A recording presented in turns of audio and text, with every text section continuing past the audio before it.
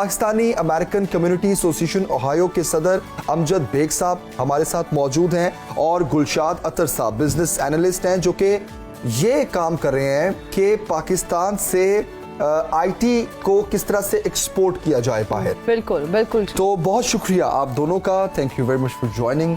तो ओवरसीज़ पाकिस्तानियों के लिए community association of Pakistani American जो है ये किस तरह से काम करेंगे, सबसे पहले तो मैं ये जानना चाहूँगा आपसे।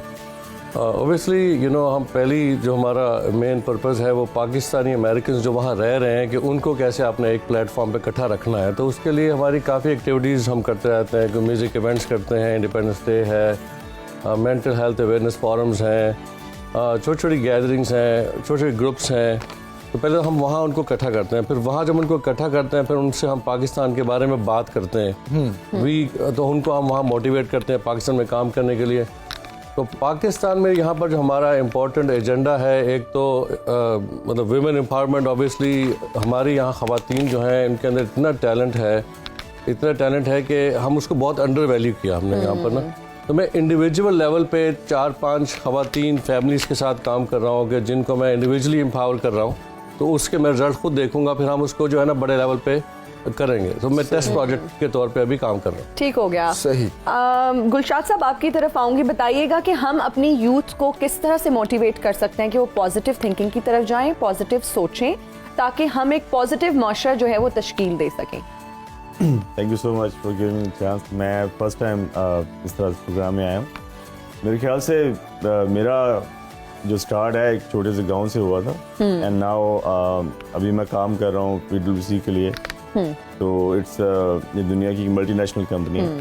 तो मेरे पास एक वाइड रेंज है एक्सपीरियंस की, जहाँ पे हम पॉजिटिविटी की बात करते हैं, यूथ की बात करते हैं। तो मैं बहुत सारी चीज़ें रिलेट कर सकता हूँ उन चीज़ों से ना, कि जो पॉजिटिविटी है, जो अप्रिसिएशन है, स्पेशली मैं पाकिस्तानी सोसाइटी में पला बड़ा, यहाँ पे तालीम हासिल की, कुछ बाहर जर्मनी में पढ़ा, फिर US में जाके कोर्सेज किए। तो मैं एक ना मेजर डिफरेंस देखता हूँ, मतलब कि किस तरह यूथ को ट्रेन किया जाता है, मतलब चाइल्डहुड में, टीन एज में, वेस्ट के अंदर। ठीक है, जब पाकिस्तान के अंदर आता हूँ तो जब मैं देखता हूँ कि यहाँ पे एक फ्रस्ट्रेशन है, एक रेस्टलेसनेस है, पेशेंस नहीं है।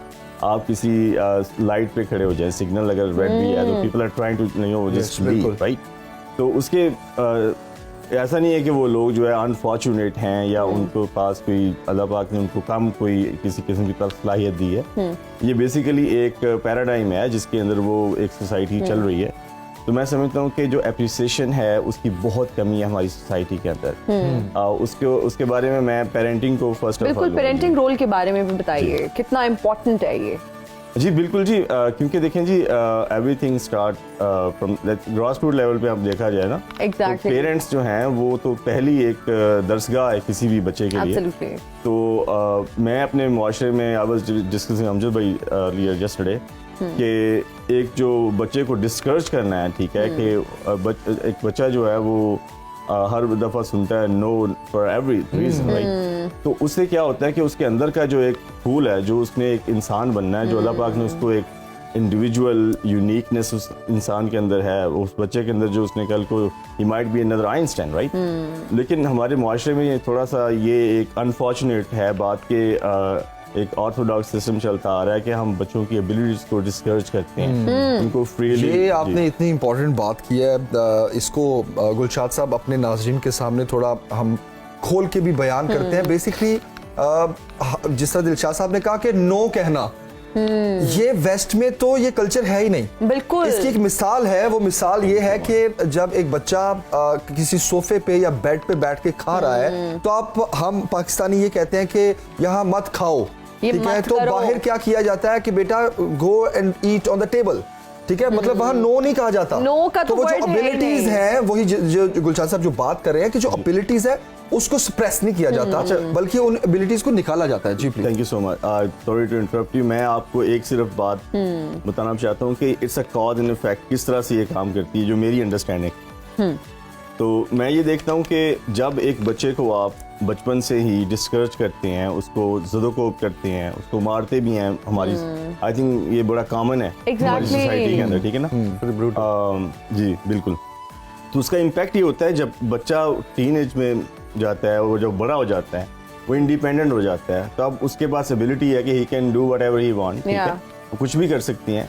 फिर वो जो उन्होंने देखा होता है अपने बचपन में, वो वही चीजें करती हैं, ठीक है। उनके अंदर वही जो है ना, एक रेस्टलेसनेस होती है, एक फ्रस्ट्रेशन होती है, उसको बाहर They try to imitate what they see. वो ड्रग्स में जाते हैं, मतलब वो बहुत ऐसी मतलब एक्टिविटीज में इन्वॉल्व होते हैं जो हमारी वैल्यूज, हमारे रिलीजन और इवन सिविल वैल्यूज के वो खिलाफ हैं चीजें। बिल्कुल। तो उनको एड्रेस करने के लिए प्रॉपर कोई सिस्टम नहीं है। तो हम जस्ट बेग साहब एंड माई सेल्फ एंड कापा ओवरऑल जितने भी पाकिस्तानी अमेरिकन कम्युनिटी वहाँ पे है, जो मतलब एजुकेटेड हैं लोग, और वहाँ पे एक प्रोफेशनलिज्म के अंदर they have a very good ranking. सही। तो हमारा यही है कि हम अपने लोगों के अंदर अवेयरनेस कैसे लेके आएँ, क्योंकि हमने जो मेरी ज़ाती तौर पे जो मेरी अंडरस्टैंडिंग हुई है कि आपने ज़िंदगी में अगर आगे जाना है, ये पॉसिबल नहीं है अगर आप अवेयरनेस नहीं ले रहे। बिल्कुल। True that। अब जैसे ये जो सियासी तनाज़ात चल रहे हैं मुल्क में, और पढ़े लिखे होने के बावजूद हम एक दूसरे से लड़ झगड़ रहे हैं और गालम गलोच तक बात आ जाती है, और वही बच्चे जिस तरह में देखते हैं वो हमसे सीख रहे हैं, तो आप इस